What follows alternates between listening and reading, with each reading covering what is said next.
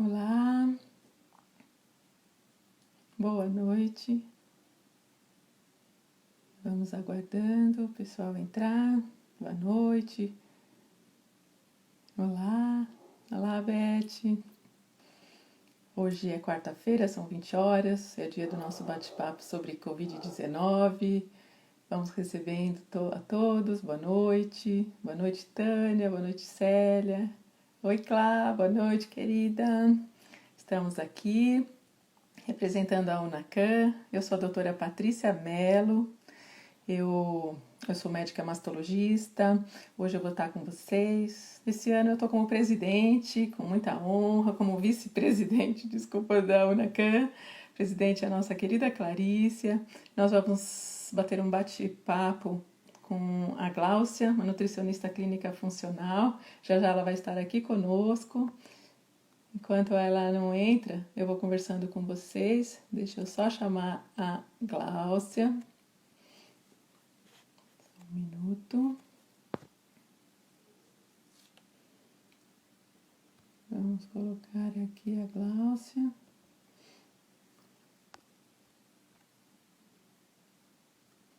Ok.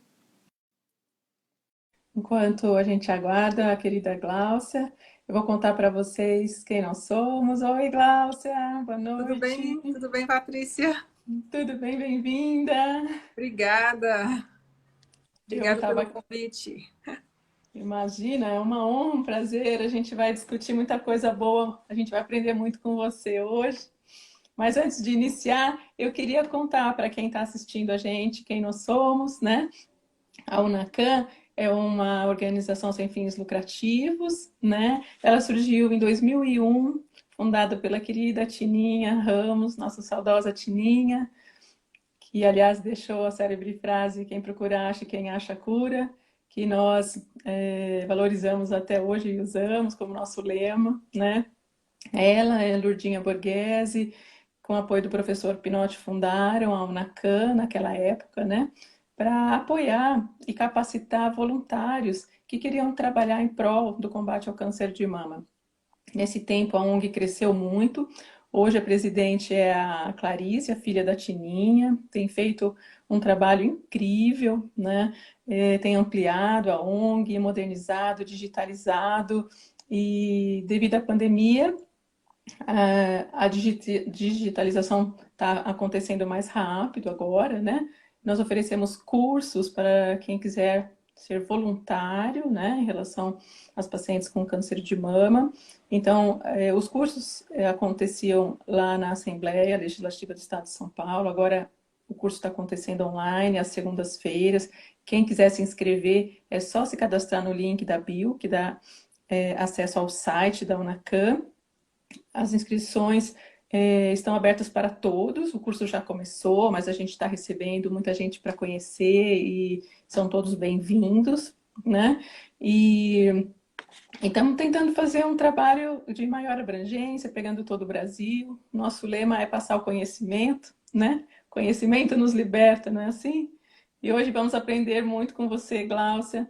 Eu queria que você se apresentasse, falasse melhor sobre o seu trabalho. Bem-vinda. A palavra está com você. Obrigada, doutora Patrícia. Obrigada ao UNACAM pelo convite, não só para participar da live hoje, mas também da aula que eu ministrei essa semana, falando um pouquinho da alimentação e do câncer, né? Foi ótimo. Foi bem interessante aí, o pessoal participou bastante. E eu sou Gláucia, sou nutricionista funcional, já há 20 anos eu atuo na área da nutrição e trabalho também com fitoterapia e me dedico hoje aos atendimentos do consultório. Estou aí para ajudar vocês, né? Acho uma causa muito nobre, muito legal, né? Um trabalho fantástico que é feito pela UNACAM e que pode salvar muitas vidas. Então, contribuir com isso é sempre muito bom, é um trabalho muito bonito. Muito obrigada. A gente sempre aceita a ajuda de todos nesse caminho do combate e da diminuição da mortalidade por câncer de mama, né? E eu vou começar fazendo a primeira pergunta. Você é nutricionista funcional, né? Aliás, eu adoro a nutrição funcional, mas eu vejo e sinto até com as minhas pacientes que as pessoas têm uma dificuldade muito grande de diferenciar O que é ser uma nutricionista e uma nutricionista funcional? Explica para a gente melhor, Glaucia. Na verdade, assim, a nutrição é uma só, né? Na verdade, ela criou muitas vertentes aí, seja nessa parte clínica, na parte esportiva, na parte de marketing de alimentos. Então, assim, a gente tem muitas vertentes hoje dentro da nutrição. Mas a nutrição funcional, especificamente, é a gente conseguir trabalhar de forma extremamente individualizada. É pegar cada indivíduo e identificar nele o que realmente a gente precisa equilibrar para ter um bom funcionamento do organismo, né, em termos de nutrientes, em termos... eu costumo falar que não só a nutrição de nutrientes, mas também aquela nutrição que abrange a questão física, mental, emocional, tratar todos esses sistemas, né, de como a pessoa assimila esses nutrientes que ela ingere, como que vai funcionar no corpo e trazer para ela toda uma qualidade de vida e bem-estar. Eu acho que, assim como na medicina funcional, enxergar o indivíduo como um todo é muito rico, né? E A como único, gente, né? Como um todo e como único. e como único. Então não tem receita de bolo aqui, só de bolo funcional, Nenhuma. né? Mas dentro disso, é uma coisa que me chamou a atenção nessa pandemia. Aliás, temos um número muito triste, né? Ontem chegamos a 1.000 mortes em 24 horas aqui no Brasil. Estamos chegando perto de 20.000 mortes por Covid-19 no nosso país. E a notícia é que 85% dessas mortes aconteceram em pessoas com alguma doença de base, ou seja, alguma comorbidade, alguma doença crônica, como diabetes, doença cardiovascular, né, que realmente são as pessoas de risco, né?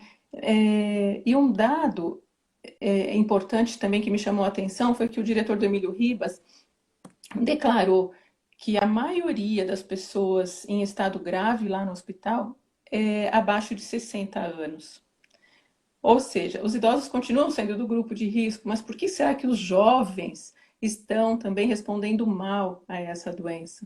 A gente tem um dado aqui no Brasil que tem uma situação de adoecimento dos jovens e muito ligada ao aumento da resistência insulínica, síndrome metabólica e a obesidade, né, devido a um estilo de vida de risco.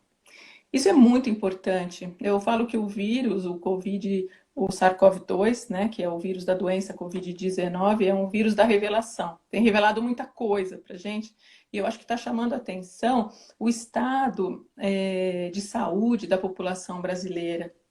Como os jovens estão indo para uma rota de doença. E como a resistência insulínica não é considerada doença aqui no nosso país. A nossa medicina convencional, que a gente chama de medicina da doença, não inclui a resistência insulínica, a síndrome metabólica e até a obesidade, mais ou menos, como doença.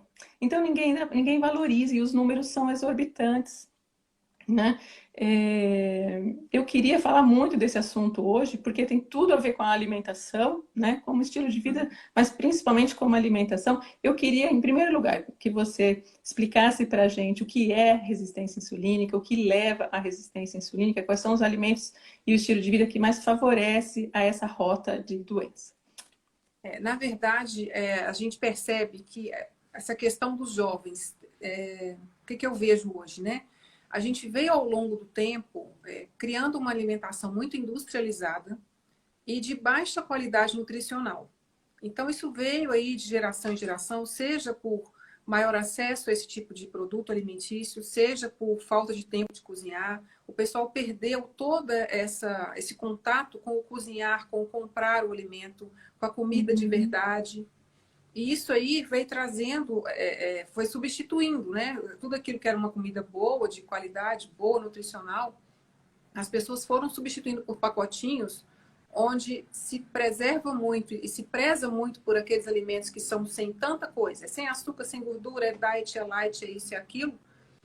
E isso fez com que houvesse um consumo muito exagerado de alimentos extremamente calóricos, apesar de calorias, se a gente, é claro que ela é importante, mas não é só ela, mas de um valor nutritivo muito baixo. E esses alimentos, basicamente, eles têm um teor de sódio muito grande, muitas vezes por questão de conservante, de açúcar, de farinhas refinadas, são essas farinhas brancas. Farinha de trigo, amido de milho, polvilho, enfim, várias dessas farinhas. E isso faz com que haja uma sobrecarga do organismo de lidar com tudo isso. Ele não estava acostumado, de repente, chegar tanto carboidrato refinado, que são esses que eu falei, açúcar, farinhas brancas, né? Sucos de caixinha em excesso. De repente, chega aquela quantidade imensa de carboidrato, o corpo não consegue metabolizar aquilo naquela velocidade com que chega. Existe uma exigência muito grande do pâncreas, que é o nosso órgão que vai produzir a insulina, para tentar atuar e manter essa glicose no sangue num nível satisfatório. Só que isso vai acontecendo de uma tal forma que a gente estressa esse pâncreas numa quantidade tal, né, e por esses períodos prolongados e várias vezes ao dia, que chega uma hora que ou ele vai começar a não dar conta, né, e aí depois que ele começa a não dar conta, aí sim a minha glicose vai subir no sangue, aí assim o exame vai mostrar. Então a gente consegue hoje, até por alguns exames, por avaliação do hábito alimentar, acompanhar e ver, até prever se há uma pessoa que a gente percebe que essa glicose vai vir a subir. Mas, infelizmente, o parâmetro de muitas pessoas ainda hoje é só depois que a glicose sobe que ela fala, nossa, fiquei diabético. Mas esse quadro de resistência à insulina, que já é essa dificuldade de lidar com todo esse processo, ele já vinha acontecendo. E quanto antes a gente conseguir atuar nessa fase, melhor. E o que me preocupa é que realmente a gente tem muitos jovens comendo muito mal. Né? Eu vejo que assim, a questão não é só porque os idosos estão mais isolados. A gente vê, até pela minha prática do consultório, é que eu tenho muitos idosos que tiveram acesso por muito tempo na vida a uma comida muito melhor. Então, eles formaram uma estrutura e um sistema imunológico muito mais atuante.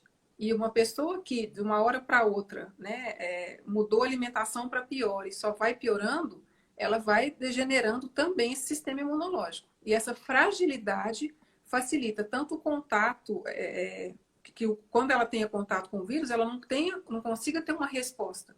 Porque muitos de nós vamos ter contato com esse vírus mais hora ou menos hora. E o que vai realmente garantir quem vai evoluir para uma piora clínica, que a gente sabe que muito, em alguns casos acontece, né? E até essa quantidade de óbitos que a gente vem tendo aí, se houver um sistema imune mais frágil, essas pessoas estão mais suscetíveis a evoluir para um quadro pior. Uhum.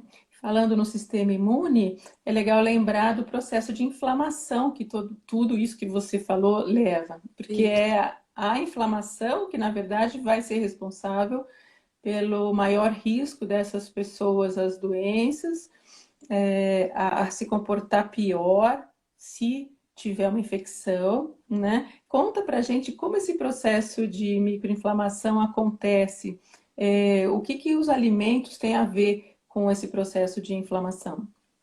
Quando eu tenho um consumo desses alimentos, excesso de carboidratos refinados, excesso de alimentos com alto teor de agrotóxicos, exposição a muito mais poluição, uso crônico de medicamentos, tudo isso vai fragilizando a minha microbiota do intestino. A microbiota é aquele conjunto de bactérias entre boas e ruins aí que precisam estar em equilíbrio para que elas me defendam. Então, a partir do momento que eu começo a ter uma agressão dessa microbiota, eu gero um quadro que a gente chama de hiperpermeabilidade intestinal, ou também conhecido aí pela literatura como leaky gut. E esse quadro vai gerar, vai me permitir, ele vai levar, na verdade, a uma alteração de como eu vou absorver e utilizar esses nutrientes. E ele vai também afetar como se fosse a porta de entrada do intestino, onde eu tenho absorção desses nutrientes, e não só o que deveria ser absorvido, mas também o que não deveria ser absorvido vai passar a entrar por essa porta de entrada do intestino, onde eu tenho absorção dos nutrientes. Então, a partir do momento que isso entra e cai na corrente sanguínea, isso vai passar pelo corpo, me gerar um processo inflamatório sistêmico. Então, chega não só pelo fígado através da veia porta, e dali eu vou ter vários gatilhos inflamatórios que vão inflamar, de certa forma, cronicamente os tecidos do corpo, de uma maneira geral. E eu tenho essa inflamação, ela pode acontecer também de forma mais específica em alguns órgãos, dependendo da tendência de cada pessoa. Agora, quando eu gero esse processo inflamatório, eu posso favorecer doenças autoimunes, eu posso vir a sofrer as consequências de toda essa má absorção de nutrientes que não está acontecendo de forma eficiente. Então, onde a gente vê pessoas com anemia crônica, pessoas com osteoporose muito cedo, porque não tem uma absorção boa, né? E falta nutriente para formar neurotransmissor, para formar hormônio. Então, isso vai desequilibrando o corpo de uma maneira geral. Então, associado a um quadro inflamatório, eu tenho todo um desequilíbrio que vai sendo gerado. E, a partir disso, se a gente não conseguir iniciar todo esse acompanhamento, esse processo através do intestino, fica mais difícil ainda a gente conseguir ter uma melhora. Uma vez que já foi todo estruturado. E a inflamação sistêmica não é só a questão, como é que eu digo, de ganho de peso. As pessoas encaram tudo muito só pela questão estética, né? A celulite aumentou, né? O processo inflamatório, ele vai abrangendo o corpo de uma maneira geral. E em algumas pessoas, sim, manifesta ainda mais sob forma de ganho de peso, mas não só assim. A gente tem pessoas magras, super inflamadas, com colesterol super alto, com a glicose descontrolada. Então, o sobrepeso, ele é sim um fator a mais, mas não só. Né? O Sim, fato não. de a pessoa ser magra não quer dizer que ela não seja inflamada, dependendo da alimentação que ela tem. E você tocou num ponto super importante que é a saúde intestinal, né? Hoje o intestino e na verdade as bactérias, né, que a gente abriga ali no nosso intestino é considerado um órgão à parte, né? E que interage com o nosso DNA. Então a gente tem que escolher que bactéria que a gente quer alimentar e ter no nosso organismo. Existem bactérias que liberam toxinas e que pioram todo esse processo, né? Com certeza. E falando em toxina, o ambiente onde a gente vive também influencia muito na nossa saúde, né? Quais são as principais toxinas do ambiente que a gente precisa ficar de olho e no dia a dia tomar cuidado, porque às vezes no nosso dia a dia a gente entra em contato com elas e não percebe, né? Na nossa casa, na cozinha. Conta pra gente quais são as piores toxinas que a gente encontra no nosso dia a dia que a gente poderia evitar. Eu vejo, existe uma preocupação, hoje até um certo modismo com questão de dieta detox, por exemplo, que o pessoal fala, tem que fazer detox para limpar o corpo, mas a gente não vê essa mesma preocupação com o que as pessoas realmente estão tendo contato, para evitar ter que estimular Uhum, tanto um processo de detox, né? Então, a questão dos agrotóxicos são substâncias aí que a gente, quanto mais a gente conseguir priorizar os alimentos orgânicos, melhor, né? uhum, Evitar também alimentos, verduras hidropônicas, porque também vem cheio de compostos químicos. Um cuidado especial, assim, se é um ambiente muito poluído, a gente precisa, né, ver o que a gente consegue fazer para melhorar toda essa questão. E outra coisa que eu vejo também é a quantidade de produtos de limpeza cheios de compostos muito químicos, muitos cosméticos, né? Tem pessoas que usam uma quantidade imensa de vários cosméticos todos os dias. Isso aqui é uma coisa que uhum. eu falo para algumas pacientes, né? Se você usa uma maquiagem, né, muitos produtos de maquiagem, por exemplo, diariamente, você precisa realmente preocupar com a qualidade disso e produtos Uhum. mais naturais que não vão sobrecarregar o seu sistema de detox. Sempre peço para ler se tem parabeno ou não, né? Isso, Alumínio, né? alumínio. Então, assim, observar a qualidade também desses produtos, porque se é uma coisa que você vai usar uma vez ou outra, ok, mas se é um uso crônico, a gente precisa Uhum. realmente pensar, né? E o cuidado também com todos esses conservantes de alimentos. Quanto menos a gente ingerir produto industrializado, né? E existe até aquela frase que fala: quanto maior o tempo de prateleira do produto, menor a sua vida. Realmente, porque se tem tanto conservante ali, o objetivo daquele conservante é matar a bactéria, não deixar crescer nada naquele alimento para que ele dure muito tempo dentro de uma caixinha, de uma embalagem. Se você ingere esse mesmo veneno, que era para matar as bactérias, não deixar crescer naquele produto, pode vir a matar as suas bactérias boas que te defendem lá no seu microbiota intestinal. Uhum. Então, são também substâncias tóxicas que a gente precisa se atentar e ter cuidado. Uhum. A gente não pode achar que tudo é bom, que tudo está aí e se está liberado, entre aspas, né? Tá aí para vender porque tá tudo certo que a gente pode usar, né? A gente Inclusive, precisa saber identificar, né? Eu não estou também falando assim, Existem produtos que a gente compra industrializado, lógico, que a gente faz uso, mas é preciso ter um filtro, né, de perceber aquilo que realmente não vai te prejudicar, tanto daquilo que só vai te prejudicar. Uhum. E o que que você fala para a gente do plástico? Dos utensílios domésticos de plástico, de esquentar comida no micro-ondas com um potinho de plástico? É tranquilo, não é? Isso é mito? Não, Conta pra gente. realmente não deve, né? O plástico, ele tem substâncias que a gente chama de disruptores endócrinos. O que é isso? Os disruptores são substâncias que eles encaixam em receptores hormonais e eles bagunçam toda aquela cascata hormonal, aquele trabalho regulatório que o hormônio faria, né? Porque os hormônios, a função principal dos hormônios é regular atividades pelo nosso corpo, afora, né? Vários hormônios. Então, a partir do momento que eu tenho um contato com essas substâncias de disruptores, eu aumento o risco de uma resistência à insulina, de uma alteração de tireoide, né? Da questão dos hormônios sexuais, eu vou ter alteração nisso. O plástico, ele tem o bisfenol A e também o bisfenol S. Já tem um tempinho, que eles proibiram, por exemplo, brinquedos de criança que tem o bisfenol A, porque a criança coloca aquilo na boca com muita frequência, né? Para realmente evitar. E mamadeiras também que tenham bisfenol A. Agora, o que a gente faz a gente aumentar o contato com esse bisfenol A? Se a gente aquece qualquer alimento no plástico, a captação de bisfenol pelo alimento ela é muito maior. Então, muito Uhum, cuidado com essas pessoas que pegam uma vasilha de plástico e colocam para aquecer no micro-ondas com alguma comida, porque às vezes está escrito ali que aquele plástico pode ir ao micro-ondas e que não tem o problema, mas aquilo ali está te falando que o plástico não vai derreter, não está falando que não vai passar nada para sua comida. uhum, Então, esse cuidado é fundamental. Então, quanto uhum. mais puder evitar esquentar a comida em micro-ondas em vasilha de plástico, melhor. Não colocar comida quente em vasilha de plástico. E alimentos oleosos, eles também captam mais o bisfenol do plástico. Então, vamos supor que eu peguei, por exemplo, umas castanhas ou um abacate, né? E um abacate aberto já, né? Na parte que eu já abri.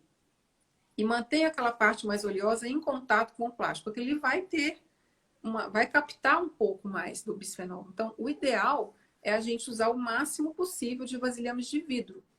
E Uhum. se mesmo se a tampa for de plástico, tentar não encher completamente a vasilha, porque não vai ficar em contato com aquele plástico. Eu consigo Uhum. armazenar tranquilamente.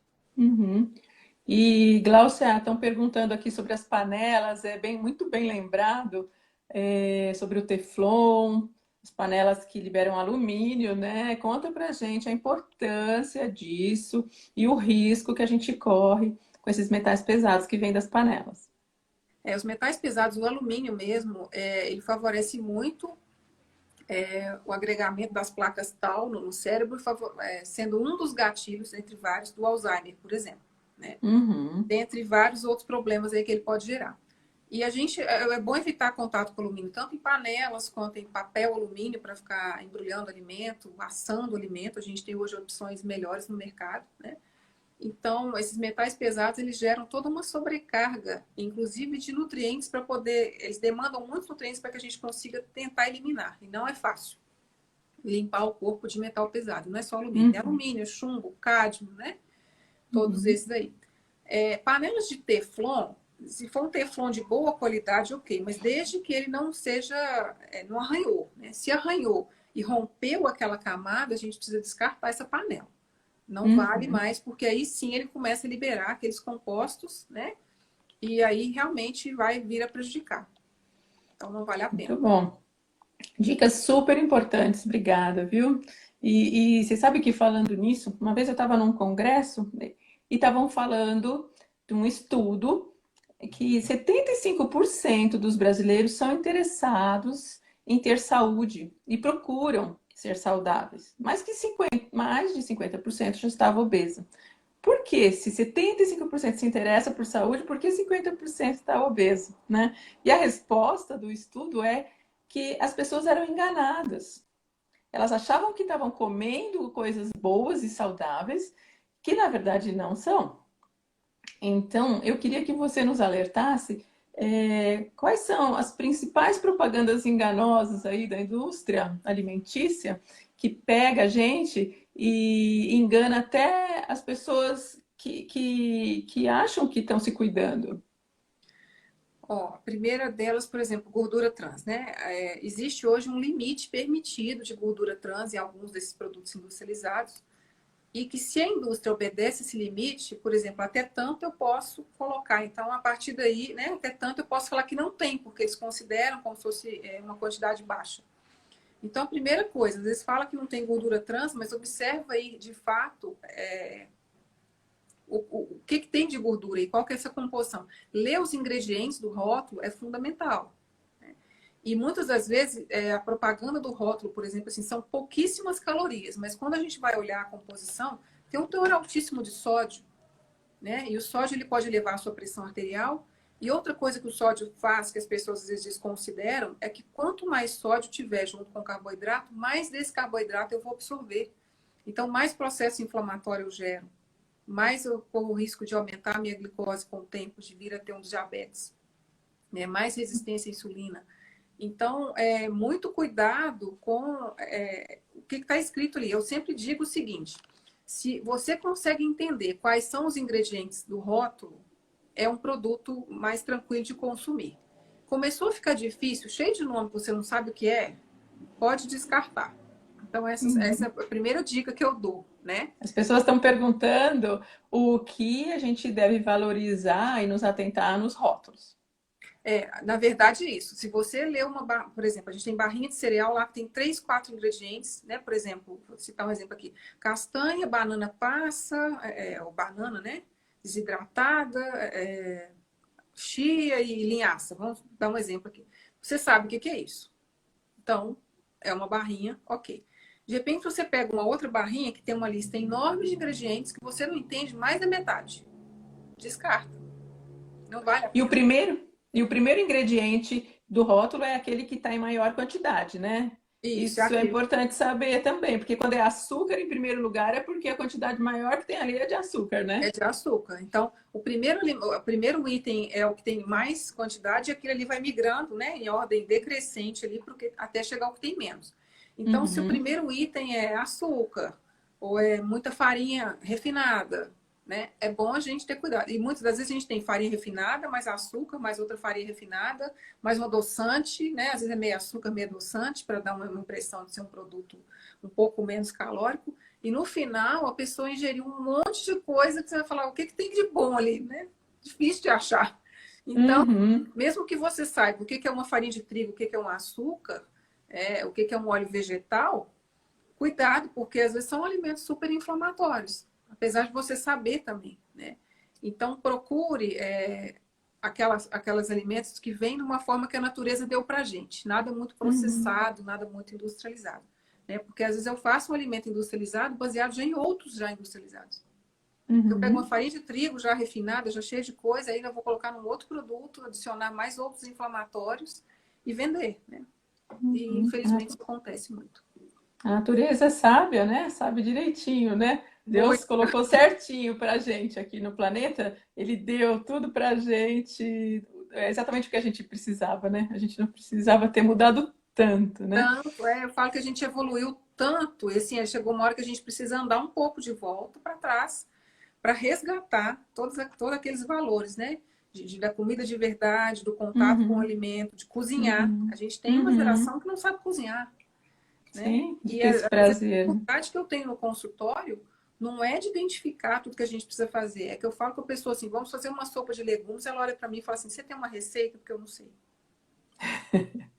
Sim, a maioria. É, a gente sai muito para trabalhar e se desconecta, né? Com as coisas mais Conecta. simples da vida, né? Isso. Inclusive, de qual panela usar? Estou vendo as perguntas aqui e estão perguntando qual é a melhor panela. Você falou as que não usar e o problema de riscar o teflon, mas qual seria a ideal? Ó, a gente tem panelas de inox que são boas, né? O Uhum, inox até não é assim um condutor, às vezes ela é uma panela que demora um pouquinho mais para esquentar, mas é uma panela boa.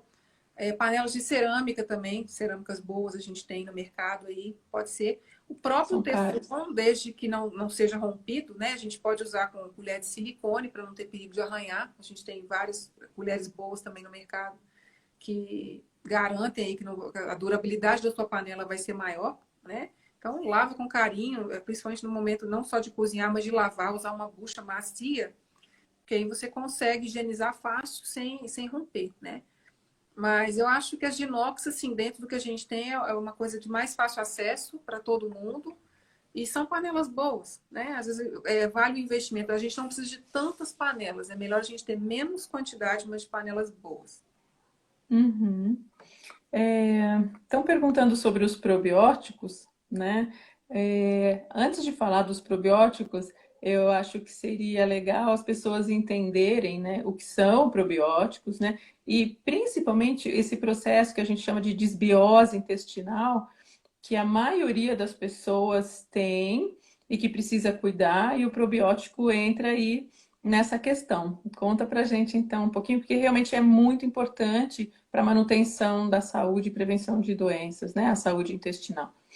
Isso. Na verdade, sim, probióticos são lactobacilos, bifidobactérias, ou seja, as bactérias fazem parte da nossa microbiota intestinal e que realmente a gente precisa ter esse equilíbrio. Hoje, como a gente tem muita gente com o intestino inflamado, nesse quadro de hiperpermeabilidade, isso gera esse desequilíbrio da microbiota, que é o que a gente chama de desbiose intestinal.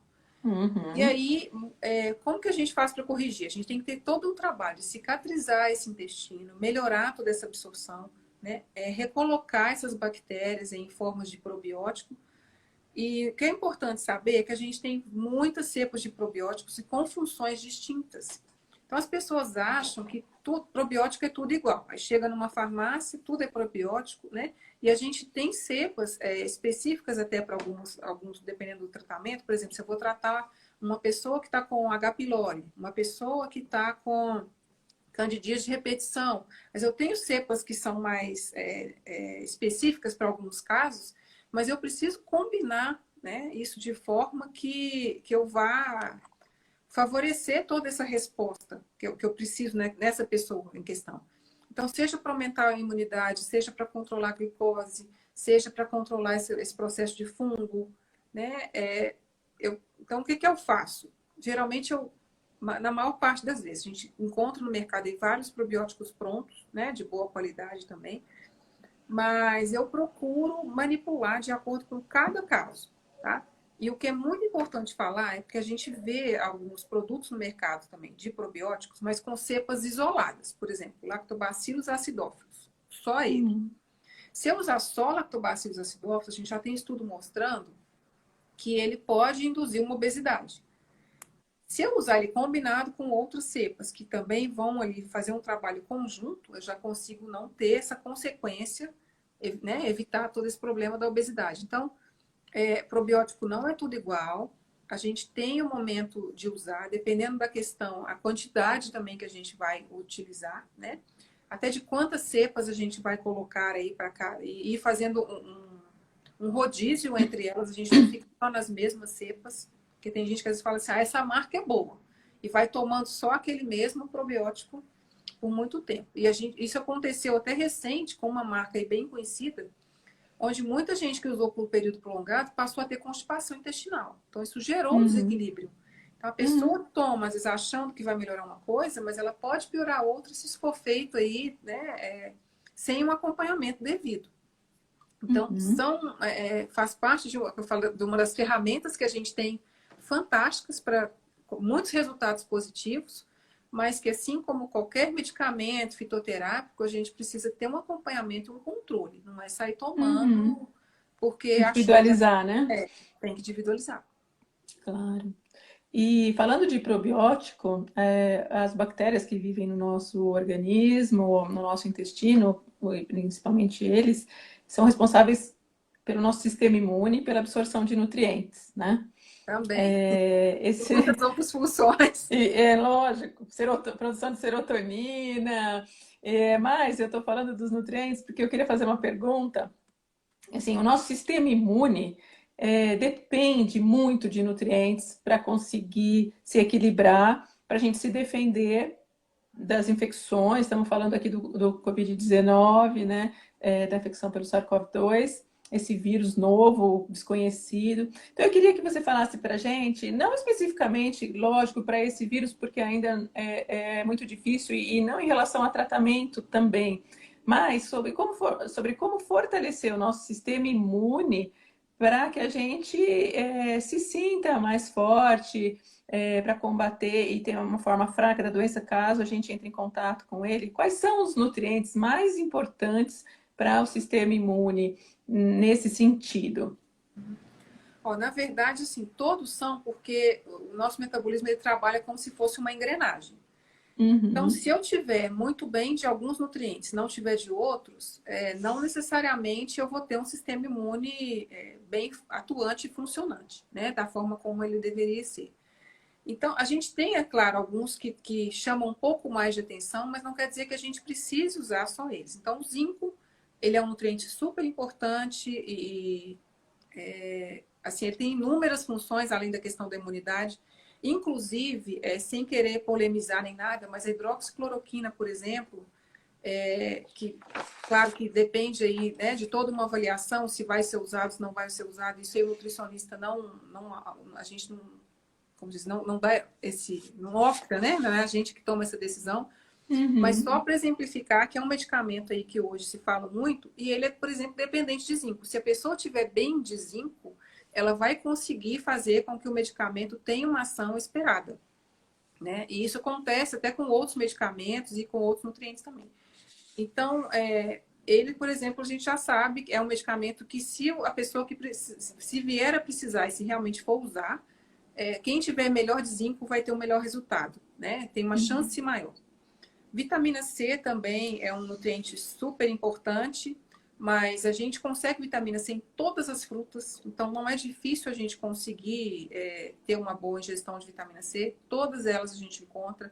Não necessariamente as cítricas, que o pessoal acha que é só limão, laranja, mexerica, tangerina, bergamota, não sei, dependendo da região aí onde o pessoal escuta a gente, né?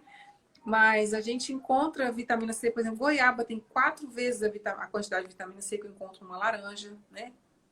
Num kiwi, Aliás, posso fazer uma pausa? Desculpa, pode, mas eu lógico. acho super importante. Tem gente que toma suco de laranja, desses de supermercado, todos os dias, e acredita piamente que é para se proteger, porque ali é rico em vitamina C. Sendo que o nível de açúcar é gigante, tem muito mais açúcar do que vitamina. Eu queria que você só fizesse um parênteses para tirar também esse mito da cabeça das pessoas.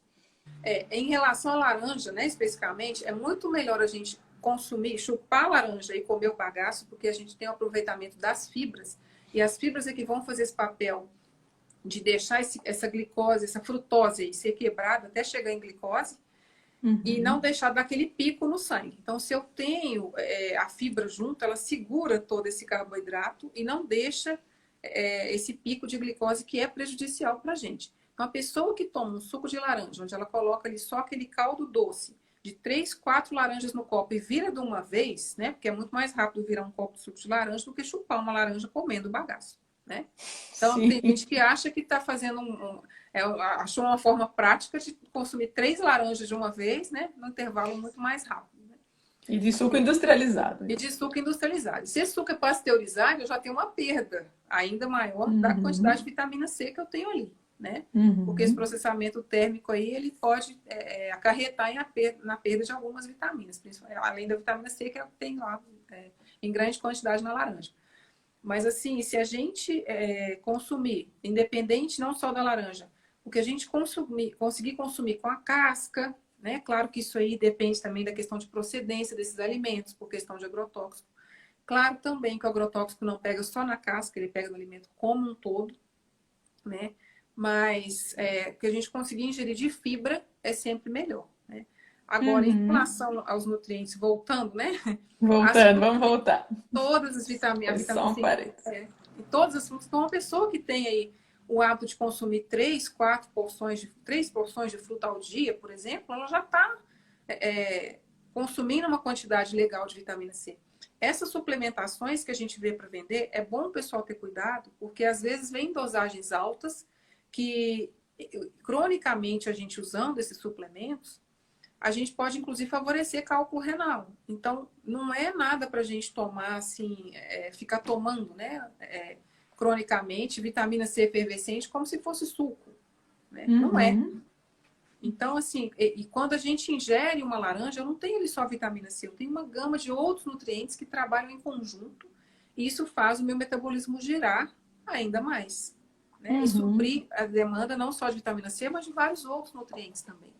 Então, Uhum. E vitamina C, fibra é alimento, né, de probiótico. isso.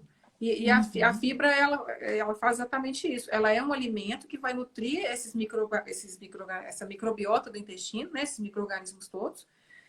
E na hora que eu tenho micro-organismos mais bem nutridos, eles me defendem ainda mais. E eles proliferam mais facilmente, né? E me criam uma defesa muito melhor, além de muitos outros benefícios.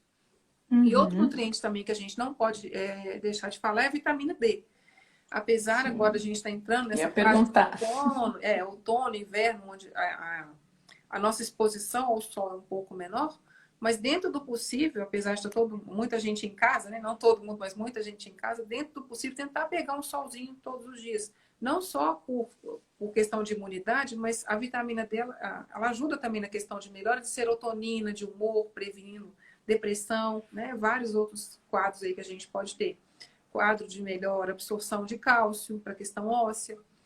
E Ela o cuidado, melhora, isso, previne doenças, as doenças crônicas que deixam a gente vulnerável à forma grave da doença. isso. Então, a vitamina D é super importante na prevenção dessas doenças crônicas, né? E o outro cuidado também da pessoa não tomar nenhum tipo de suplementação sem acompanhamento, porque excesso de Sim. vitamina D, ele pode levar à calcificação, principalmente de veias e artérias. E se eu calcifico uma veia e artéria, que ela perde aquele movimento de pulsar o sangue, eu vou ter um problema bem maior acontecendo, né? Então, eu Sim. posso calcificar veias, artérias, principalmente a questão renal também fica muito comprometida. Então, Uhum. não faça uso de suplementação de vitamina D sem acompanhamento de forma alguma. Mas é importante que a pessoa tenha mesmo um acompanhamento e vá verificar o seu nível de vitamina D, porque existe uma verdadeira pandemia de deficiência de vitamina D, Também, né? muito tempo. E os obesos têm menos, têm mais deficiência de vitamina D ainda, além de ter obesidade. Então, também acho que não tem que suplementar por conta própria, mas eu acho que tem que ir lá procurar o médico, dosar todo mundo. Uhum. Sim, porque essa pandemia de deficiência existe e isso precisa ser tratado, né? A gente precisa do equilíbrio do nível de vitamina D para não ficar suscetível e vulnerável, né? E a questão é que, pelo fato do Brasil ser um país onde a gente tem um clima tropical e incidência de sol, mesmo que pouco, mas a gente tem praticamente o ano todo, né? Difícil, pouquíssimos dias aí, assim, pelo menos aqui a gente no Sudeste ou região Sul, às vezes é um pouco menos, mas ninguém acreditava que aqui teria uma falta de vitamina D como tem, né? Agora, um cuidado É. também que eu chamo atenção é que quando a gente suplementa a vitamina D, ela trabalha de forma muito conjunta com a vitamina A. Uhum. Então, se eu suplemento vitamina D, mas eu não estou bem de vitamina A, eu vou gerar em mim uma deficiência de vitamina A. E aí eu Sim. começo a apresentar, depois de um tempo de suplementação de vitamina D, sem suplementação de vitamina A, se for o caso, os sintomas da carência de vitamina A. E um que é muito comum também da gente ver são olhos ressecados. O pessoal começa a ter um ressecamento de olho, assim, né? Que a gente hoje já tem uma tendência maior a isso, até pela quantidade de exposição a celular, a computador, né, tablet e tudo mais.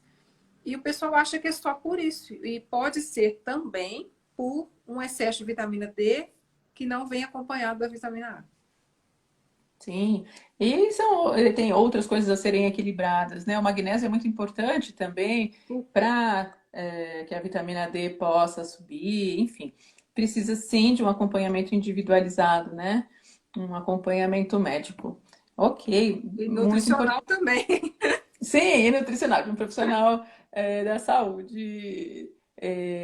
Aliás, eu encaminho quase todas as minhas pacientes para nutricionista funcional, Que porque eu bom. acho que é um conhecimento tão amplo e que não dá para a gente, médico, achar que a gente sabe tudo. Muito pelo contrário, né? Na faculdade de medicina a gente não tem uma aula de nutrientes, né? Eu, particularmente, que fui atrás e que estudei muito sobre isso, ainda assim eu encaminho as minhas pacientes, porque é um conhecimento específico e que a pessoa vai ser muito melhor auxiliada, né? Pelo profissional da área, com Eu acho que certeza. a gente trabalhar em conjunto é muito bom, né? Porque Nossa, sim. muitas das vezes a gente precisa também a gente vê, identifica várias coisas no paciente e fala, não, isso aqui vai precisar de um acompanhamento médico, às vezes uma dosagem maior do que a gente consegue, porque algumas dosagens a gente, enquanto nutricionista, prescreve, ok, mas se a gente vê que tem casos que precisa Sim. de um a mais ou de realmente entrar com medicamento, tem hora que não tem jeito e a gente não tem como fazer nada disso,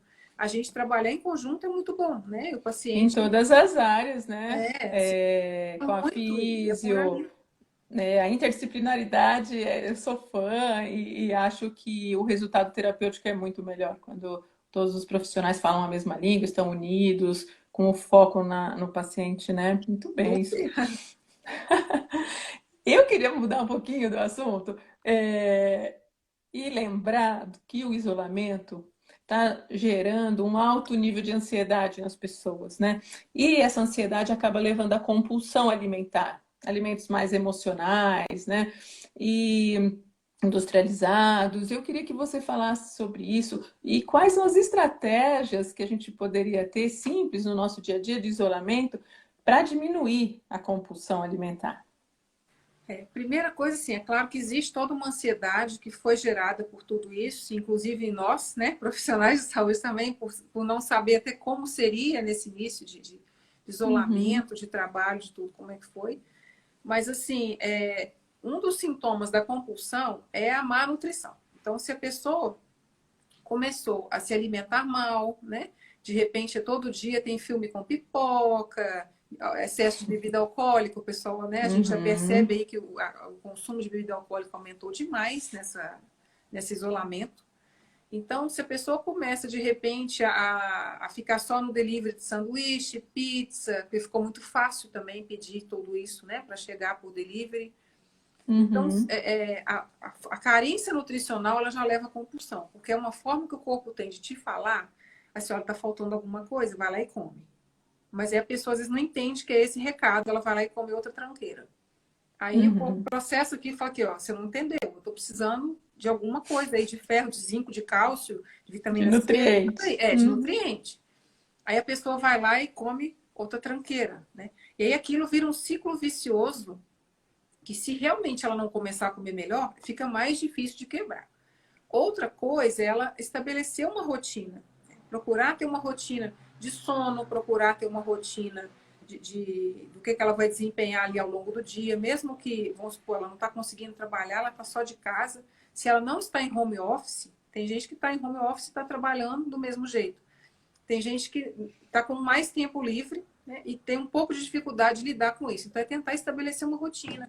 A gente tem hoje práticas de atividade física que a gente consegue fazer, é claro que às vezes não substitui, né? Uhum. Um personal, alguém que possa te orientar, mas algumas atividades até de relaxamento, meditação, que a gente consegue encontrar em aplicativos bons, até de forma online também, que ajudam nesse processo. Então, assim, é tentar estabelecer uma rotina e dormir também é fundamental. Uma pessoa que não dorme Uhum. bem, que fica virando a noite aí assistindo filme, seriado, né? Quando a gente tem uma noite mal dormida, no outro dia a compulsão por carboidrato ela é muito maior. Então, Uhum. estabelecer horário de sono, limite de quanto tempo você vai ficar exposto à luz, à televisão, em rede social, né? Uhum. Tudo é importante, mas assim, começar a estabelecer certos limites para que você consiga ter uma rotina e Dividir o aí seu sim, dia mais certinho, né? isso, Horário de tentar dormir, horário de acordar, horário de arrumar a casa, de trabalhar, isso. de relaxar, né? Se dividir entre as inúmeras tarefas, né? Porque Sim. tem gente até que acumulou mais tarefas, está em home office, está sem ajudante em casa, está sem babá, Tá com os né? filhos em Para si. conter, e não tá fácil, né? Então, mas é Uhum. tentar, no meio disso tudo aí, estabelecer ainda alguma rotina, né? De que horário que vai fazer isso, horário que vai fazer aquilo. E depois que a Uhum. pessoa se organiza e come melhor, fica mais fácil reduzir a compulsão, né? E tem Porque alguns a fuga alimentos do que estômago. ajudam a diminuir a ansiedade, especificamente? A gente, assim, alguns chás, né? Geralmente alguns pacientes, o que eu tenho notado, né? Porque com essa questão do isolamento, meus atendimentos passaram a ser online até que a situação volte, né? Então, Uhum, eu idem. tenho visto, eu falo que eu vi as duas coisas. Eu vejo aqueles pacientes que falam, nossa, enfim, eu tenho um tempo de me cuidar, então agora eu estou me dedicando, eu estou comprando as coisas, preparando, cozinhando e descobrindo receita, aprendendo a cozinhar, né? Então, tem todo esse lado de pacientes que estão indo super bem. E Uhum. aqueles também que estão assim, ó, de repente a minha vida virou uma bagunça, eu preciso de um fitoterápico, até que às vezes no início de alguns pacientes comigo, pode ser que eu passe para a pessoa conseguir organizar a vida, que ela chega num nível de ansiedade tão grande, né? Até a gente conseguir organizar, então às vezes alguns fitoterápicos podem ajudar. Mas assim, em termos de alimentação, o que eu diria? Se você está com muita vontade de comer doce, por exemplo, toma um chá mais amargo, porque o amargo ele ocupa no cérebro um pouco dos lugares também que o doce ocuparia. Então, primeiro toma uma coisa mais amarga, né? E aí um chá verde, por exemplo, sem adoçar. E aí daqui um tempo você vai passa um pouco, você já vai ver que não vai conseguir comer tanto doce como você comeria, né? Então essa é uma estratégia. Outra, evita ter em casa esses alimentos que são tranqueiras, porque senão no momento desse de estresse, quando a gente tem o cortisol, que é o hormônio do estresse mais elevado, se a pessoa achar uma tranqueira, ela vai comer, né? É Uhum. uma coisa quase instintiva. E se perceber que assim tem aquele horário mais crítico, por exemplo, depois das 6 da tarde é um desespero, é a hora que eu começo a comer compulsivamente. Então, tenta dar uma organizada nisso. Isso geralmente está associado a uma baixa de serotonina. Então, é um sinal de que você precisa comer melhor para alimentar melhor a sua microbiota do intestino ao longo do dia e perceber que depois você vai conseguir controlar isso. Um alimento muito bom para controlar o estresse, que ele controla o cortisol, esse hormônio do estresse, é o abacate. O pessoal às Uhum. vezes acha que é uma gordura que vai me engordar, não sei o que e tal. O abacate, pelo contrário, ele é um óleo de excelente qualidade, anti-inflamatório, ajuda a diminuir gordura na região da cintura, já comprovado por alguns estudos. É claro, não estou falando para ninguém comer abacate manhã, tarde, noite, madrugada, né? Mas assim, incorporar ele na alimentação, seja numa salada, preparando às vezes uma mousse com abacate, cacau, um pouquinho de mel, né? Fica bem gostoso, um pouquinho de alguma Estimula a fruta. serotonina às 5 da tarde, fica ótimo, Isso, né? É você para você dormir usar, melhor. né? Essa mousse de abacate mesmo, eu passo para o pessoal às vezes consumir mais no final da tarde, no meio do meio para o final da tarde, que a gente já segura Uhum. um pouco esse desespero de comer à noite, né? Uhum. Então, assim, as estratégias, manter uma boa hidratação também é fundamental, né? Uhum. Mesmo estando em casa. Se for o caso, coloca alguns horários para despertar, assim, para te avisar para tomar água. Tem gente que não tem hábito de tomar água hora nenhuma. Então, se já der uns lembretes, assim, a pessoa cria o hábito e daqui a pouco o próprio organismo já sente a necessidade de tomar água, Tem né? gente que não percebe que está com sede, acha que está com fome, vai comer e não Isso, bebe água, né? isso. Às vezes não é sede, às vezes não é fome, é sede. É sede. É sede. Uhum. Muito bom. O tempo está acabando. Eu queria Então, rapidinho ver se a gente consegue dar. Tá muito bom esse papo. Tem muita coisa bacana do dia a dia para as pessoas, né? Para a gente viver melhor, ter um estilo de vida melhor e com coisas simples, com dicas simples. Eu queria que você desse algumas dicas em relação aos alimentos relacionados ao vírus, né? Então, quando a gente recebe um alimento delivery, na entrega, como a gente deve limpar, se a gente deve lavar, como a gente deve conservar, né? Se você puder falar um pouquinho disso para a gente, o vírus pega na comida, não pega, como é que é? até então, assim, do que a gente tem visto desses alimentos, por exemplo, de hortifruti, eu falo que esse vírus também, assim, a gente ultimamente não pode afirmar muita coisa, né? Porque a gente vem descobrindo, antes não pega aqui, mas aí depois descobre que pega sim, né? Então, é É claro tudo que muito novo. é tudo muito novo, né? Então, até para afirmar realmente fica difícil. Mas o que eu recomendo, em termos de qualquer delivery que chegar, é borrifar o álcool 70. A gente já consegue comprar o álcool 70. Pelo menos aqui em Belo Horizonte já tem local que a gente consegue, né? Cuidado com esse álcool, porque ele é muito mais inflamável do que o outro. Então, não vai deixar isso na cozinha, perto de fogo, alcance de criança, nada disso. Mas arranja um Mas põe borrifador. nos alimentos? Eu já tenho feito isso, assim, algumas coisas eu já dou uma borrifada e eu coloco de molho também, água com vinagre. Eu gosto muito que o vinagre elimina também um pouco de metal pesado. e coliformes, tudo isso, né? Eu coloco de molho desses itens de hortifruti. Agora, se a pessoa Uhum. pediu um delivery, chegou lá no supermercado um arroz, um feijão, um pacote, né? Uhum. Que veio que ela vai consumir, borrifa esse álcool, descarta aquela sacola de fora, joga fora. E nessa embalagem de fora, de plástico, eu também borrifo todo o álcool, né? E deixo aquilo ali secar antes de colocar, guardar no armário ou mesmo abrir o pacote, tá? Então, e também todos os hortifrutis que chegam, eu já lavo tudo, já higienizo desse jeito e deixo secar um pouco antes de colocar na geladeira aí para armazenar. As verduras de Uhum. folha, a gente pode deixar tudo lavado, seca direitinho e pode colocar numa vasilha na geladeira. Eu forro a vasilha com papel toalha, Uhum. que geralmente é uma vasilha de plástico nesse caso, né? Mas eu forro ela Uhum. toda com papel toalha para não ter contato, coloco umas camadas de verdura de folha intercaladas com camadas mesmo de Com papel papel. toalha, porque Uhum. absorve um pouco aquela umidade e eu consigo ali ter verdura para semana, quase, né? Ótimo. Isso aí já ajuda. Então, é Uhum. ter todo esse cuidado que a gente tem tido mesmo, né? Com qualquer embalagem que chega, porque a gente não sabe, né? Que ponto o E a produto está gente, contaminado. uhum. E a gente estava falando do delivery, que é mais fácil pedir uma pizza, pedir esses alimentos menos saudáveis, mas existe delivery de alimento saudável também, né? De orgânicos, de hortaliças. Você tem alguma dica para dar para gente? Inclusive, assim, muitas das compras, né?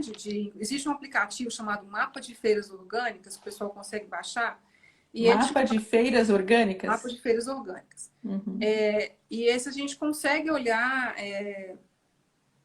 todo assim, as cidades, né? As feiras que existem perto de você, o contato de produtores e tal.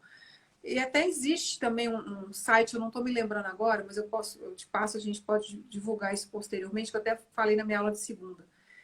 Que a gente entra também nesse site, ele mostra para gente, dependendo da cidade, assim, os produtores que estão fazendo entregas, estão fazendo delivery. Então, você pode comprar seus orgânicos. Aqui mesmo eu compro de um produtor. Então, toda sexta-feira ele manda a lista do que ele vai ter disponível. A gente pede na segunda, eles entregam na terça. E assim Uhum. tem sido com várias coisas. Então, a gente consegue programar essa compra, evitar os desperdícios também, né? E, querendo ou Uhum. não, ajudar o produtor. A gente está Uhum. comprando direto do produtor, a gente ajuda ele também, né? A manter. Já está trazendo tanta coisa boa para a gente, né? Não custa nada a gente ajudar. Com certeza.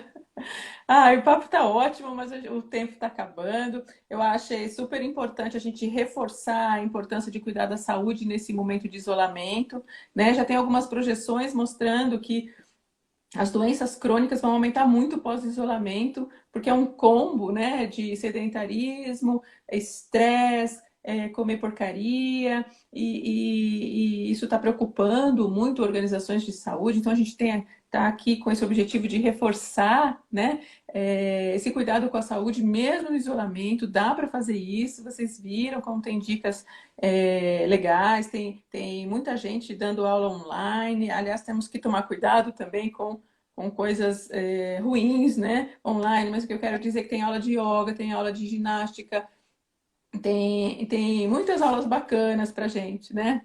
Olha lá, quase dois. Uma boa referência, né? Procurar uma boa referência. Uhum. E eu queria muito te agradecer. A gente quase não tem mais tempo, temos 2 minutos. Eu só queria lembrar que a Unacan doa mamografias durante o ano inteiro. Quem precisar fazer uma mamografia, é só ir até o link da bio para se cadastrar e pedir a sua mamografia. E querida Glaucia, eu queria muito te agradecer. Eu queria que você desse a sua palavrinha final. Eu que agradeço a oportunidade de contribuir, né? Se o pessoal enviou alguma dúvida aí que a gente não conseguiu responder, a gente responde, envia as respostas. Acho que é importante essa participação, né? Fiquei muito feliz pelo convite, agradeço mais uma vez e continuem contando comigo.